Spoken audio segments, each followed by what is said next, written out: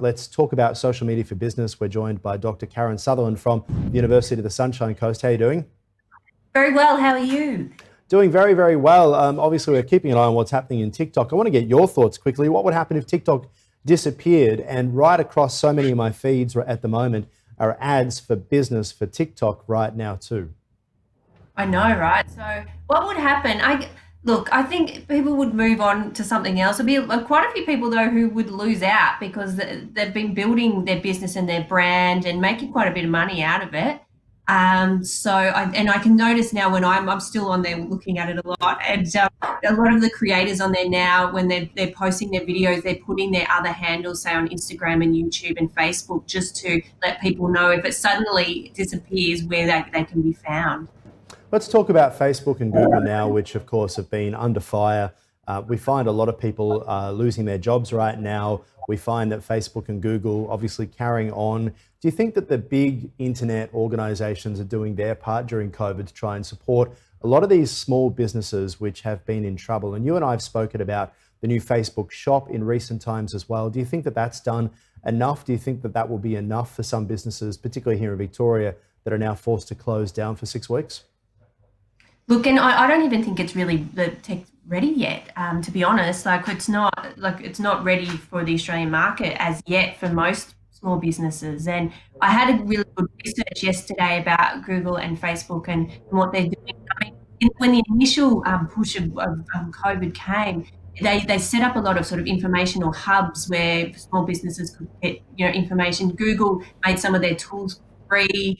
They also promised to provide small to medium businesses who use Google Ads 10 out of the 12 months last year, and either in January or February this year, $1,000 US in free ad credit that was supposed to go onto people's accounts in July. So I'm not sure, personally, it hasn't happened to me, but I think I was a bit sporadic in my ads last year, but that's worth checking out to make sure. Facebook had a round of business grants as well that happened earlier in the year, but when I searched for that yesterday for Australia, it said that it's still working out the eligibility requirements. Yeah, exactly. It's an absolute joke, isn't it? I had a look at it as well because it keeps popping up at the top of my feed, this Facebook, have a look, have a look, have a look.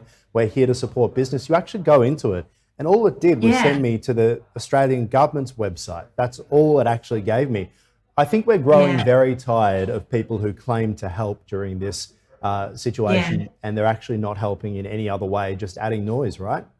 Yeah, right. And I mean, there's this sort of notion that comes out of sort of the marketing literature. It was around when it was like the environmental sustainability push. It was called greenwashing, and there's a new one I think we discussed before, COVID washing, where businesses are coming out saying they're here, we're all in this together.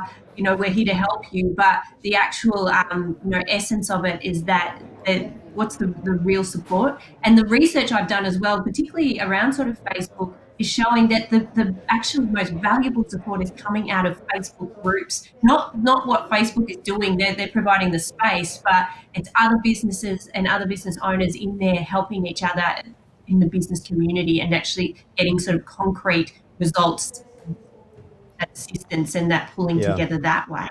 Now, I know you and I focus on social media for business, but Jim's Mowing, you'll be familiar with them, the boss coming out saying he's telling his workers to carry on working. Of course, this isn't necessarily an online business, but it's certainly a sign that there is so much uncertainty about who is okay, who isn't okay. One thing we found interesting here at Ticker, we were quite surprised, but it's quite welcome, that internet publishers and broadcasters have been allowed to carry on to work as well, which I suppose means that for a lot of people who are running businesses that has that side of things too, it actually could be a bit of a golden card. Yeah, and I mean, I think it's really hard. It is really confusing for all businesses as well, and also knowing the requirements of what you need to do to keep your staff safe too. So it's I get the confusion out there, and it changes daily, and so I think that leads a lot of people to be quite suspicious of what people are saying is going to work and what isn't going to work as well. So yeah, it's a moving playing field. Yeah, very much. All right, Karen Sutherland, appreciate your time. Thank you so much. Thank you.